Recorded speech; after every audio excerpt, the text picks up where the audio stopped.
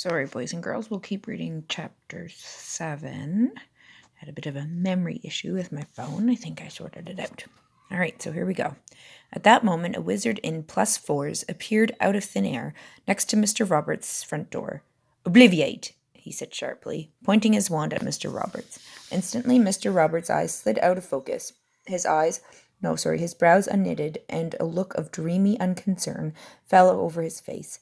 Harry recognized the symptoms of one who had just had his memory modified. "A map of the campsite for you," Mr. Roberts said placidly to Mr. Weasley. "And your change." "Thank you very much," said Mr. Weasley. The wizard in +4s accompanied them towards the gate to the campsite. He looked exhausted. His chin was blue with stubble, and there were deep purple shadows under his eyes. Once out of earshot of Mr. Roberts, he muttered to Mr. Weasley, "Been having a lot of trouble with him. Needs a memory charm 10 times a day to keep him happy. And Ludo Bagman's not helping, trotting around, talking about bludgers and quaffles at the top of his voice. Not a worry about anti-muggle security. Blimey. I'll be glad when this is over. See you later, Arthur." He disapparated. "I thought Mr. Bagman was head of magical games and sports," said Ginny, looking surprised. "He should know better than to talk about bludgers near muggles, shouldn't he?" "He should," said Mr. Weasley, smiling and leading them through a gate into the campsite. "But Ludo's always been a bit, lax about security. You couldn't wish for a more enthusiastic head of the sports department, though. He played Quidditch for England himself, you know, and he was the best beater the Wimborne Wasps ever had." They trudged up the misty field between long rows of tents. Most looked almost ordinary. Their owners had clearly tried to make them as muggle-like as possible, but had slipped up by adding chimneys or bell pulls or weather vanes. However, here and there was a tent so obviously magical that Harry could hardly be surprised that Mr. Roberts was getting suspicious. Halfway up the field stood an extravagant confection of striped silk like miniature palace, with several live peacocks tethered at the entrance. A little further on, they passed a tent that had 3 floors and several turrets, and a short way beyond that was a tent which had a front garden attached, complete with bird bath, sundial, and fountain. "Always the same," said Mr. Weasley, smiling. "We can't resist showing off when we get together. And here we are. Look, this is us." They had reached the very edge of the wood at the top of the field, and here was an empty space with a small sign hammered into the ground that read, "Weasley." You can see it there. I spelled it differently. It's spelled like wheeze instead of Weasley. "Couldn't have a better spot," said Mr. Weasley happily. "The pitch is just on the other side of the wood there. We're as close as we could be." He hoisted his backpack from his shoulder. "Right," he said excitedly. "No magic allowed, strictly speaking. Not when we're out in this number on Muggle Land. We'll be putting these tents up by hand. Shouldn't it be too difficult? Muggles do it all the time. Here, Harry, where do you reckon we should start?" Harry had never been camping in his life. The Dursleys had never taken him on any kind of holiday, preferring to leave him with Mrs. Figg, an old neighbour. However, he and Hermione worked out where most of the holes and pegs should go, and though Mr. Weasley was more of a hindrance than a help, because he got thoroughly overexcited when it came to using the mallet, they finally managed to erect a pair of shabby 2-man tents. All of them stood back to admire their handiwork. Nobody looking at these tents would guess that they belonged to wizards. Harry thought, but the trouble was that once Bill, Charlie, and Percy arrived, they would be a party of 10. Hermione seemed to have spotted this problem too. She gave Harry a quizzical look as Mr. Weasley dropped to his hands and knees and entered the first tent. "We'll be a bit cramped," he called, "but I think we'll all squeeze in. Come and have a look." Harry bent down, ducked under the tent flap, and felt his jaw drop. He had walked into what looked like an old-fashioned three-room flat, complete with bathroom and kitchen. Oddly enough, it was furnished in exactly the same sort of style as Mrs. Figg's. There were crocheted covers on the mismatched chairs, and a strong smell of cats. "Well, it's not for long," said Mr. Weasley, mopping his bald patch with a handkerchief and peering in at the four bunk beds that stood in the bedroom. "I borrowed this from Perkins at the office. Doesn't count much any more, poor fellow. He's got lumbago."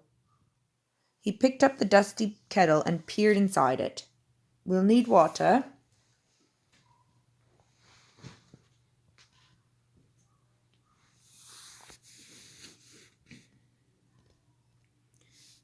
"There's a tap marked on the map the Muggle gave us," said Ron, who had followed Harry inside the tent and seemed to be completely unimpressed by its extraordinary inner proportions.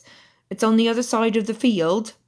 "Well, why don't you, Harry and Hermione, go get us some water then?" Mr. Weasley handed over the kettle and a couple of saucepans. "And the rest of us will go get some wood for a fire." "But we've got an oven," said Ron. "Why can't we just—" "Ron, anti-Muggle security," said Mr. Weasley, his face shining with anticipation.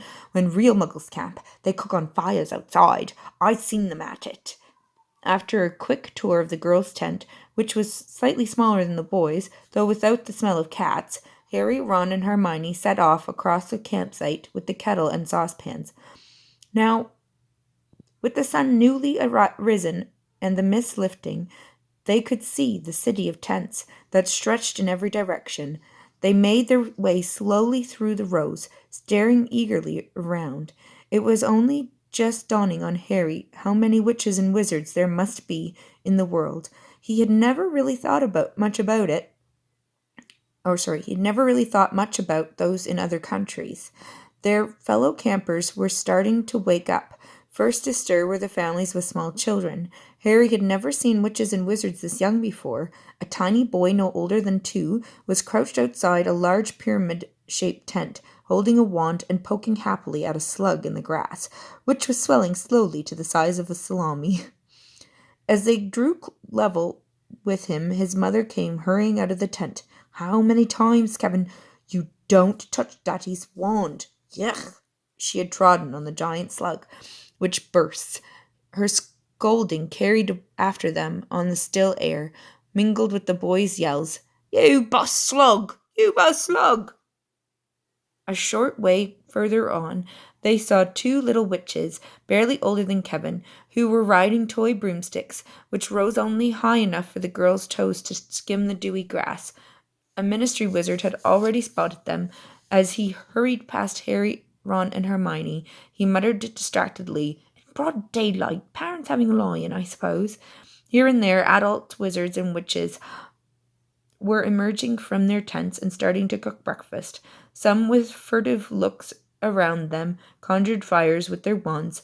Others were striking matches with dubious looks on their faces, as though sure this couldn't work. 3 African wizards sat in serious conversation, all of them wearing long white robes and roasting what looked like a rabbit on a bright purple fire, while a group of middle-aged American witches sat gossiping happily beneath a spangled banner stretched between their tents, which read, "The Salem Witches' Institute."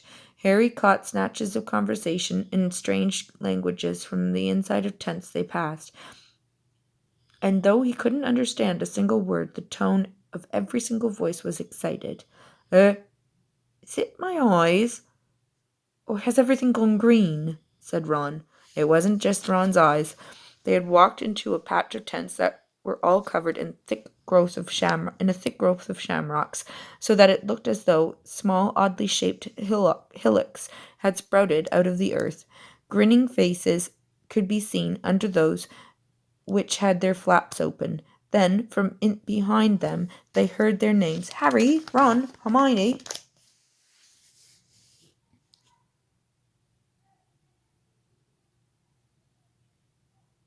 Wonderful, wonderful illustrations. of the sea of tents at the Quidditch World Cup.